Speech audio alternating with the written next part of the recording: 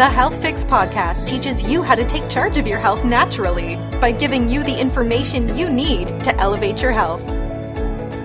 Hello there, health junkies. Welcome to another episode of The Health Fix. I'm your host, Dr. Janine Krause. Today on the podcast, I have Beth Shirley. She is a pharmacist and a certified clinical nutritionist who has over 40 years of career practice working with various realms of integrative medicine and who's currently researching the benefits of nitric oxide. So today we're going to talk all about, of course, the benefits of nitric oxide and what you can do to help yourself to boost your nitric oxide ability in the body and what it does for your immunity. So if you've been listening to the Health Fix podcast for a while, you might remember Beth Shirley from episode 142, where we dove into what nitric oxide is and how it does work in the body. So if you want, you can pop back there and check that one out before you jump into this podcast. But one thing to keep in mind is that as we get older, we don't make as much nitric oxide in the body. And so it leaves us susceptible to cardiovascular disease, lung issues, and circulation issues on top of having a decreased immunity.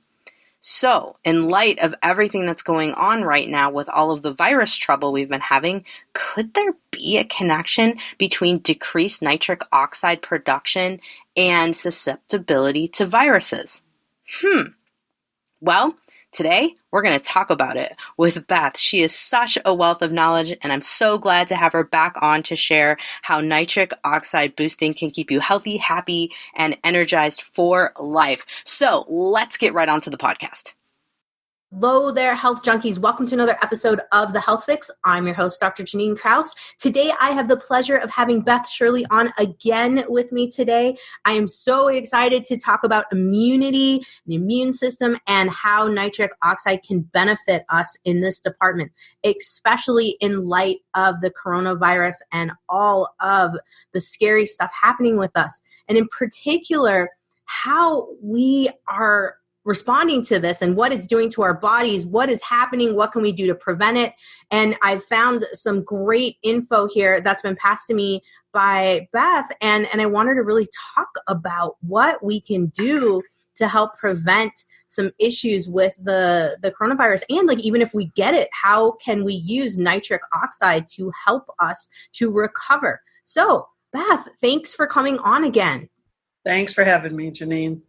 All right. You ready to jump in and geek out on this? Yeah. All right. So what we're finding, and you sent me over a summary here, what you're finding is that there's a lot of data on nitric oxide helping folks that have had pulmonary viruses. And in particular, we've got the SARS-CoV that you had noted back in 2004 and 2005. So tell us a little bit about the role of nitric oxide in helping the lungs. Like what does it do for the lungs? Well, there's a couple of ways the nitric oxide is essential.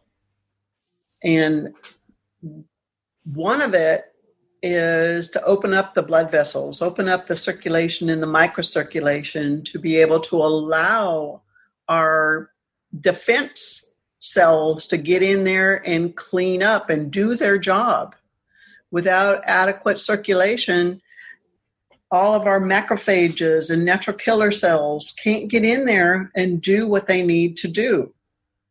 So the nitric oxide governs the circulation and microcirculation. And also nitric oxide is made by a nitric oxide synthase, an NOS synthase, called inducible NOS, INOS. And INOS is what kills virus, bacteria, and fungi, and other pathogens. So without adequate nitric oxide, you don't have an optimal immune system, and you don't have optimal circulation and microcirculation to let what you do have get in there and do what it wants to do. Which is huge. And maybe we could even think about it. I mean, obviously, we're going to take this beyond just the coronavirus. This is with any reason for folks who have chronic illness. Just right. Now, one of the things that has been baffling scientists and doctors is the pathway that this virus is taking with folks. Some folks are having minimal symptoms. Other folks are having more extreme symptoms. Would you say, and this, I don't want to put you on the spot in terms of saying anything concrete because we know that gets scary, but would you say that quite possibly the levels of nitric oxide that someone has in their body might actually be helpful in having someone have less of a symptom reaction to the coronavirus? Or would it be that they would do better in recovery as well in this case? Both. Okay. Incredibly. So we know that the patients that seem to be doing the worst with this virus, they've got all these underlying health conditions. Right. They've got hypertension, cardiovascular disease, diabetes, chronic respiratory disease, and all of these pathologies have an underlying condition of nitric oxide deficiency. Every single one of those. Yeah. And it seems like if there's these underlying conditions, obviously, and they're all conditions in which nitric oxide is active there.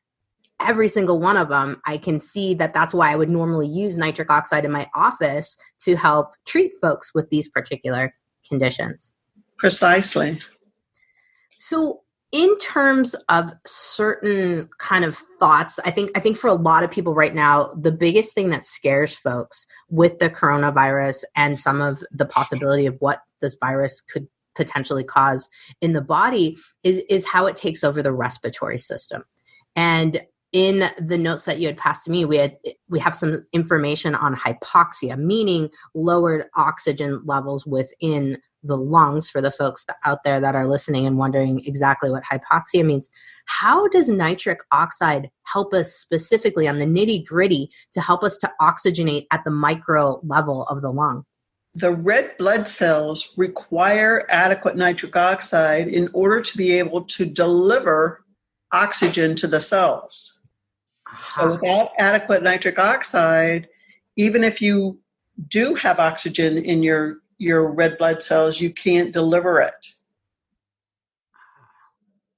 So these macrophages, these cells that kind of go in there and try to clean up infections, they require like a large amount of nitric oxide and ascorbic acid, vitamin C, in order to do their job.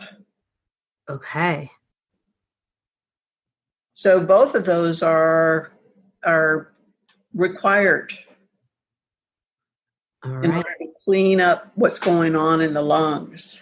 And so for a lot of us, we know vitamin C, whenever we get sick, it's kind of like the number one thing most folks know to turn to. But there's a reason for that. Yeah. Yeah. And so now this is kind of putting it together, because I think a lot of us are like, vitamin C, yeah, it's an antioxidant, but we don't really put it together in our heads, like what it really does. Right. It's required by the macrophages so that they can go in there and clean up the mess that's happening. Aha. And the vitamin C will, like the nitric oxide synthase, the enzymes that make nitric oxide require BH4, tetrahydrobiopterin. That's the rate limiting step in order for those NOS enzymes to make nitric oxide. It donates an electron. But when it donates an electron, it becomes BH3. Okay. And if BH3 doesn't have vitamin C to make it go back into BH4, it becomes BH2, which stops the production in the NOS enzyme. So it uncouples the NOS. Okay. Vitamin C is the only molecule that can take that BH3 to BH4. Okay. Okay. So a couple things I'm thinking about when you're saying that, because one, obviously that's really cool that vitamin C has such an intricate job. And the other thing I think about is like, we have folks that have genetic mutations in the BH4 pathway. So right. And so what would you be saying to folks that know that they have genetic mutations in this area? Do they need more vitamin C than the average individual or less? Or how does that work? Well, nitrate supplementation helps your body make the BH4. Ah, okay. That's so you can get that by increasing your nitrate-rich veggies, your arugula, spinach, bok choy, butter lettuce, celery, beets, or you can take a couple capsules of the Berkeley Life to get your nitrates. Because these nitrates, when you're taking nitrates or eating the nitrates, this goes down a pathway, the nitrate to nitrite to nitric oxide pathway. So it's a non-NOS pathway. So this will raise your nitric oxide. But the cool thing is about it, it actually goes back around and helps that NOS enzyme. It recouples that NOS. It increases the production of your BH4 to help that NOS work better. That's cool. It's almost like recycling itself. It is, yeah. That's really cool. And so in my mind, when we had you on before, we had talked about how nitric oxide kind of helps every supplement work better. But in this case, it's almost like to make get the most out of your vitamin C, you need to have the nitric oxide on board because they just work so synergistically together in this case. They work together, yes. Yeah. And it's one of the things I've been recommending to folks in terms of vitamin C has been a biggie. Nitric oxide, I had no idea about this BH4 connection and all of that. So now I'm going to be adding that to my list of things to help in this case, because I think, part of the biggest factor is we need to be boosting up as much as we possibly can.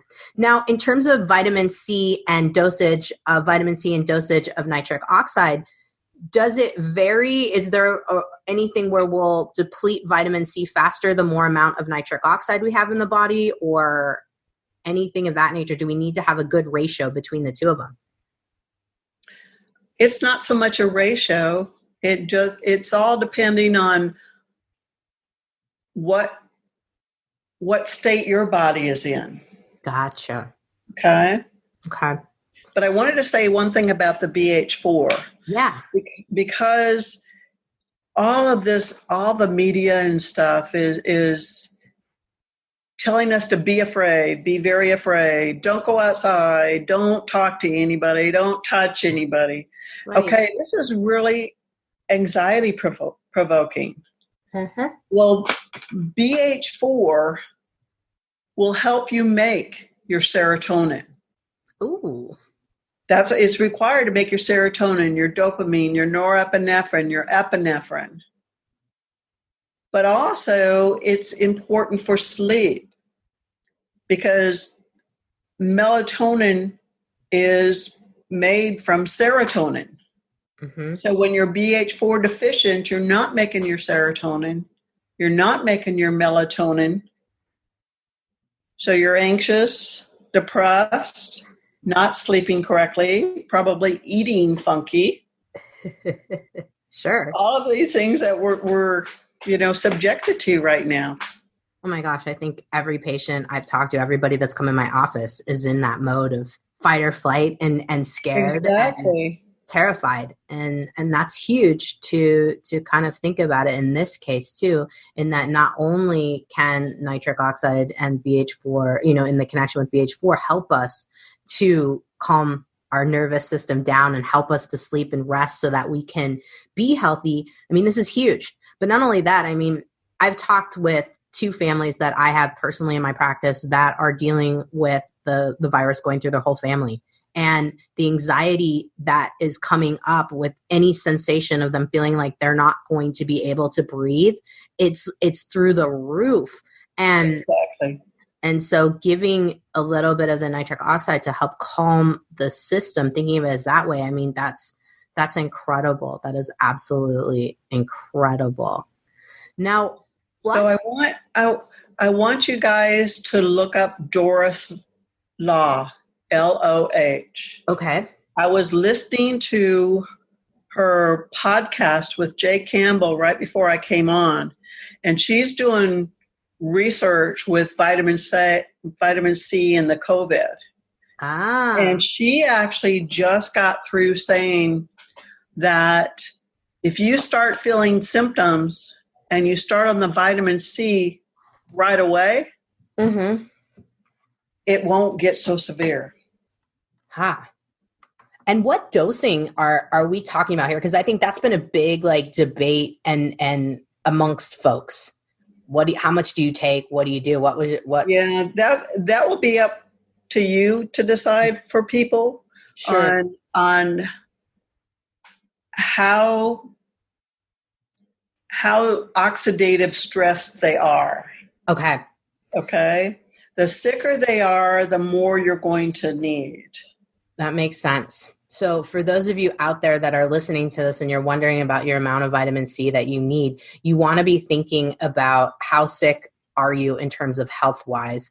And if you're under my care, I will guide you, of course. If you're not, then you have to think about what is your health status at? You might need more vitamin C.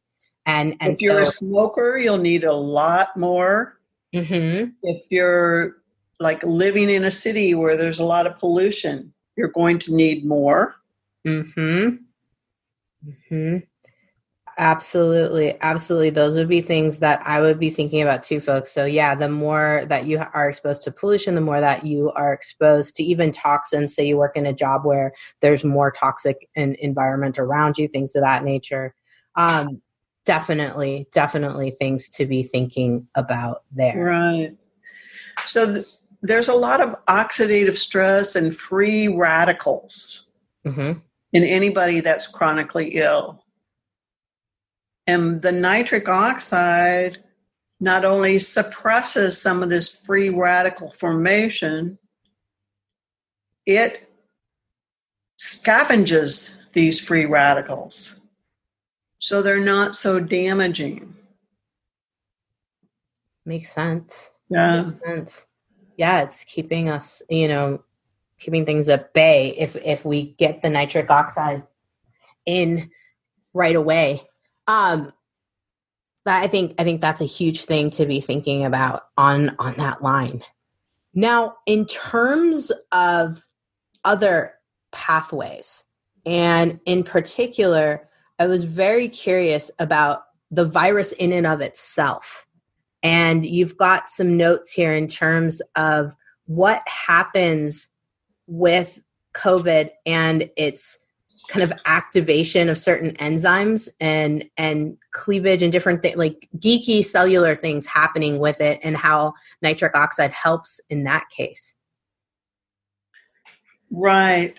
So when the COVID attaches to what's called the ACE2 receptor, the angiotensin converting enzyme 2 receptor.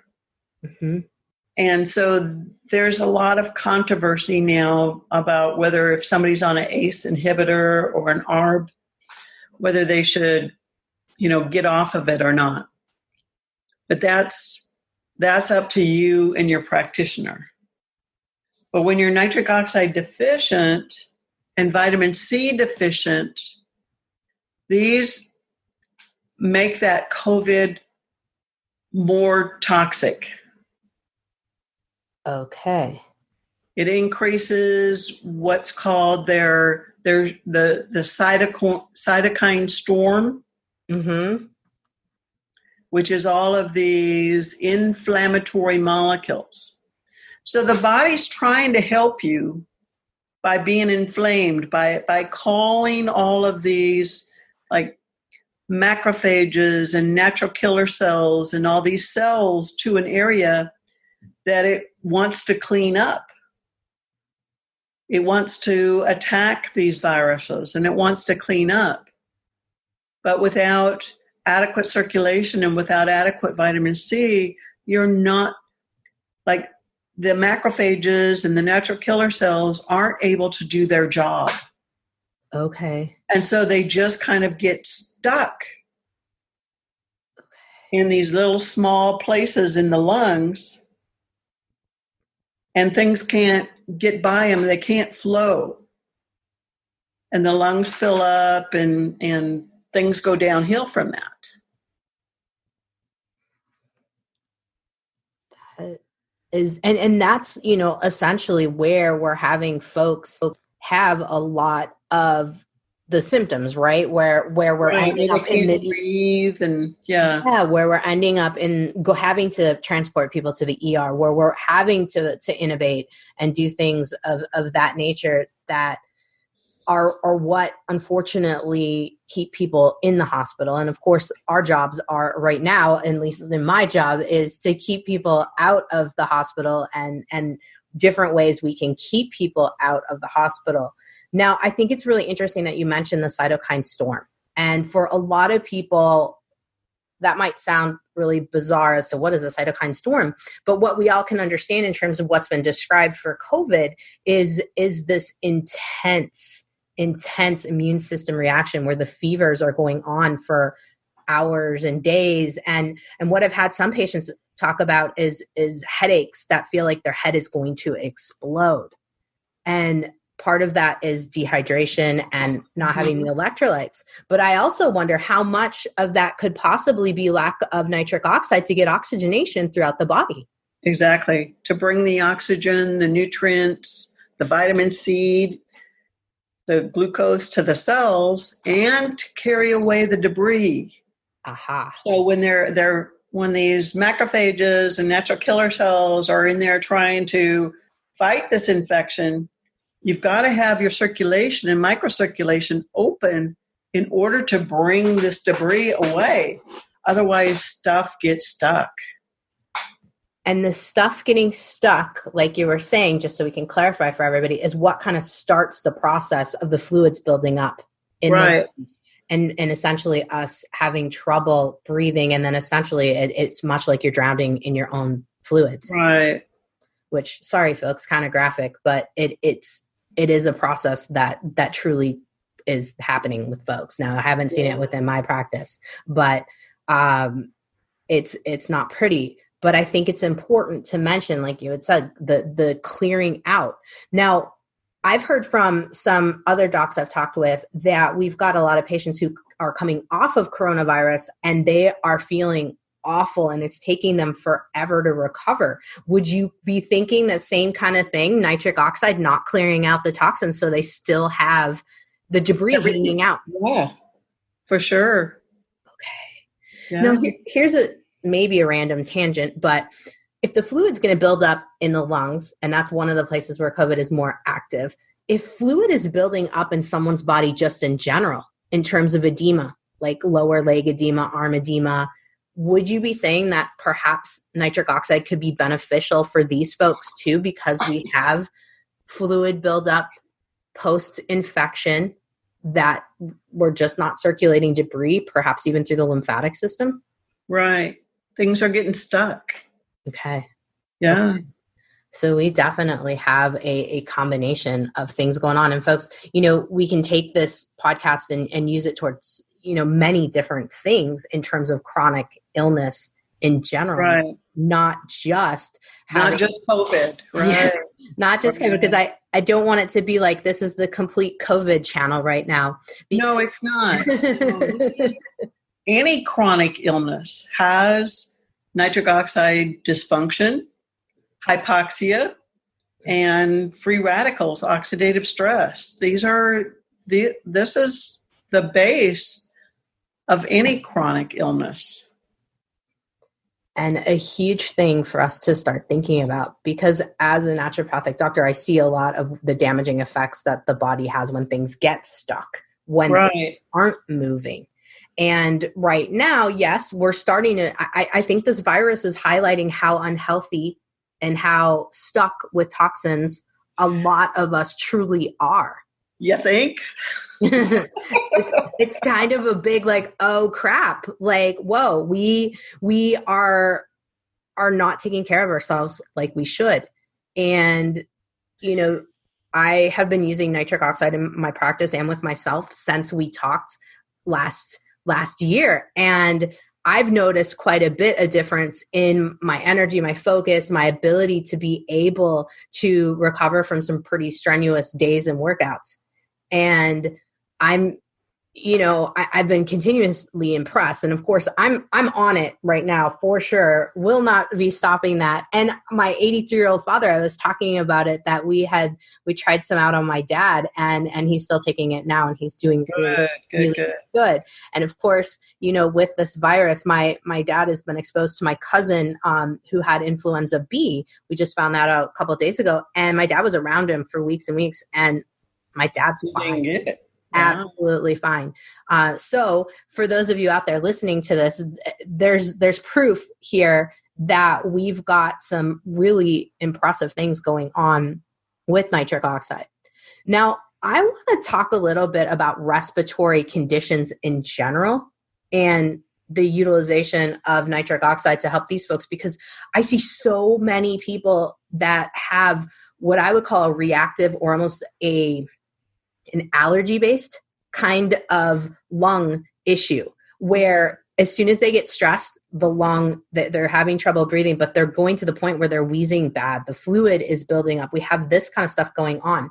So for those of folks that are listening right now, Beth, would you be thinking that nitric oxide for any type of lung condition where there's an inflammatory? Okay. Yeah, I would be. See, the thing is, when we're stressed, we decrease our nitric oxide production in our body.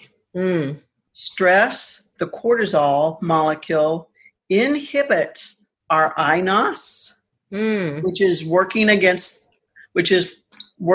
infections, and it inhibits eNOS, and this is what keeps our circulation open. Okay. So all of this stress that we're under, we're actually inhibiting our immune system's ability to take care of us. So that's why it's so important to eat right. Eat your vegetables. Don't eat junk. Don't eat sugar. Get some exercise, because exercise will increase your nitric oxide production. Take your vitamin C. Take your Berkeley Life. Get the nitrates in there so that you can make your nitric oxide and help your NOS enzymes work better. I think that's great advice right now, because I think a lot of people are in stress mode and eating junk and just like, well, world's over, forget it. I'm going to eat whatever. But it's not going to be over. We're going to get to the other side. I mean, things are going to look different on the other side. But we'll get to the other side, and we have the possibility to come out stronger. Absolutely. Than the way we went into it. This has given us opportunity to clean up. And more ways than one. Yeah, let us step back, take a look at how we're living, and hopefully go on in a different way. Absolutely. So one thing I wanted to talk a little bit about, because I just learned this like last week. Do you know what MTOR is? I've heard of it. I've seen it, and it's not in your notes, but I think we need to tell the folks a little bit about the cell growth component of it and how it helps with cell proliferation. Right. MTOR is cell growth, cell proliferation. And this is like what bodybuilders want to do, but build up the body, but also all of these things in our environment, like the pollution, stimulates the MTOR. The xenoestrogens, and this is like with pesticides or the chemicals that are in the foods that act like estrogens. These stimulate MTOR. Amino acids, so like glutamine, arginine, leucine, these stimulate MTOR. Iron. We were talking about iron before we got on. Iron stimulates mTOR. Insulin. Insulin is a growth factor. But when you stimulate mTOR, things get bigger in your body. But they're finding out now that mTOR is where this virus likes to replicate. Aha. So you don't really want to be stimulating mTOR right now. So probably not do the protein drinks. Or dairy. Dairy stimulates mTOR. Or excess folic acid. You know, don't use so much plastic. Like, do not, stick your food in plastic and put it in the microwave. No. Because autophagy or autophagy, people say that word. This is like the cleanup crew. And it's the opposite of mTOR. So when you're stimulating mTOR, you can't clean up. You're building. But at this time, we need to be cleaning up. Okay. And so fasting is the best way you can stimulate autophagy. And how long of fasting do you recommend? Because I know there's so many different recommendations out there. What's enough for this? Well, I don't have, any association with it. However, the safest way that I tell people to do it is that Prolon. The Prolon FMD, fasting mimicking diet. That's a 5-day fast where you get to eat something. Okay? So, because I'm not really a fan of the water fast as such, because we just don't know what we're going to be liberating. So at least with the Prolon, you're giving your body some nutrients so that it can clean up. Makes sense. Yeah, so eating lightly probably would be another term that we can tell folks. I mean, well, you know what they say? What is that? Feed a cold and starve a fever? Yes, I was going to mention that. Yeah, so that's supposedly an old wives' tale, but there's a lot of wisdom to that. No, I absolutely was thinking about that as being, what you were maybe going to say or something that we were going to talk about. Because yes, I've heard that for years. My grandma used to say it, we've heard it forever and ever. But, normally when you have a fever, you don't really want to eat. But a lot of folks will try to force you to have something. And I think it's important to maybe do like light bone broth, something of that. But so you get the electrolytes, but. See, I'm not so certain on the bone broth, though. Because of the protein. Because of the glutamine. Bone broth is high in glutamine. That's true. And glutamine stimulates mTOR. So then in that case, if we think about it that way, then what would be a good type of liquid? More something that's like a soup base. Everything's got chicken or some vegetable soup base. I would a vegetable soup for sure. Okay. Yeah. I think just for folks out there, we've been talking about different ways when I've been talking with the families to hydrate the folks. And so, a clear vegetable kind of soup base, nothing creamy, because as you mentioned, dairy will stimulate. Well, think mucus. When you think dairy, think mucus. And we don't want to be putting more mucus in our lungs. Absolutely not. Here's an interesting question. In terms of nitric oxide and mucus production, so histamine production and all of that, does nitric oxide have an interaction or ability to work with histamines or reduce histamines and prevent mucus production? Well, nitric oxide stabilizes the mast cells so that they can't degranulate and release the histamine and all these leukotrienes. Cool. Okay. So that makes sense. So for those of you out there that are like, what's a mast cell? Mast cell is, of course, what releases histamines. And if we can use nitric oxide to prevent that too, I mean, we're coming with nitric oxide being a way to tackle a virus in so many different ways, but not only the virus, we're talking about health in general here, which I absolutely wholeheartedly agree with, because I think in this case where we've been with a sick society as we already are, this is just a complete highlight, as I mentioned earlier in the podcast, of what we need to do to help ourselves. Right. Time. So we've went down the route of talking about how nitric oxide can help us in this case with respiratory illnesses in addition to the coronavirus. What's the connection, if there is one, with nitric oxide and helping with lowering cholesterol and keeping that side of inflammation down in the body? If you can give me that, because that's the connection here that some other folks are talking about for. Well, it's not, it lowers the triglycerides. Okay. Okay. Okay. And so by lowering the triglycerides, then this affects your ratios and your cholesterol. But cholesterol isn't necessarily the bad guy that the allopathic medical world will have you believe. I mean, there's a reason it's there. But the triglycerides, that is what's really, really important. This is what's connected to diabetes and all of these, like cardiovascular disease.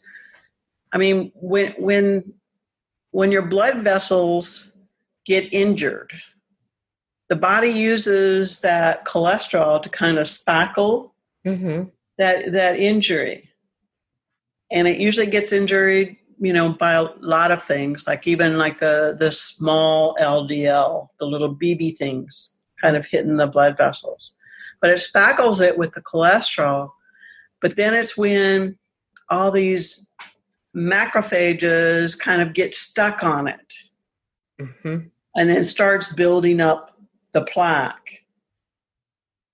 But with continued nitrate supplementation, they have shown that it cleans up the blood vessels. Yeah. When 99% of the people in Italy's coronavirus fatalities had underlying conditions of cardiovascular disease or diabetes or some kind of chronic pulmonary disease, 99%. Which is huge. That's huge. That means less than 1% were actually done in by this virus. Wow. So, I mean, it's a big, big deal. This virus is a big, big deal. But how our bodies are being able to handle it is even a bigger deal. Yep. And shed some extreme light on how we are, as a world, nitric oxide deficient. So one thing I want to kind of highlight before we close up today is talking a little bit about the basics in terms of nitric oxide levels in folks, because when we first chatted in our first podcast, we had talked about how folks over 40 years of age have a rapid decline as the age goes up in the amount of nitric oxide storage. And we're finding that this virus, yes, while it's affecting some younger folks, it's more having the extreme reactions in older folks. And in my mind, I could easily put together that connection between we have lower nitric oxide as we get older. So obviously we have more issues that are related to nitric oxide deficiency. And so I'm connecting the dots right together. Right. What you're seeing here. Yeah. By the time we're 40, our ability to make nitric oxide from our NOS enzymes decreases to about 50%. By the time we're 60, we're only producing 15% of the nitric oxide that we were able to produce when we were 20 years old. Wow. So that's why this nitrate pathway, the nitrate to nitrite to nitric oxide pathway, is so essential, because you can make up the nitric oxide you're deficient in with a nitrate supplement or increasing your nitrate-rich veggies. But as I said before, it goes back around and supports that NOS pathway. And it decreases your free radicals. Mm-hmm. Because the people that were the sickest with these underlying pathologies are the people that have oxidative stress, lots of free radicals, hypoxia, and nitric oxide deficiency. And so it seems that one of the things that we could definitely postulate in terms of where to go with prevention and where to go with treatment, because at this point, I'm thinking that a lot of my patients who have come out of the virus and I want to get them healthy fast, I'm going to get them on board with the nitric oxide to help clean things up. And vitamin C. And vitamin C together, no matter what. Paired group to help clean up the mess after COVID. And prevent. And prevent it from getting serious. Absolutely. Right. Absolutely.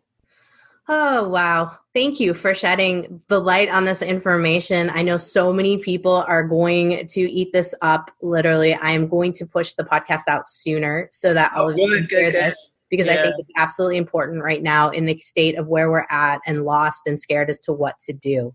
So, Beth, tell us, where can folks find more out about you, and tell us a little more about the Berkeley Life, and from there, just to kind of how we can find you, information online that folks can get more details to pass on to more folks. Well, you can follow me on Facebook.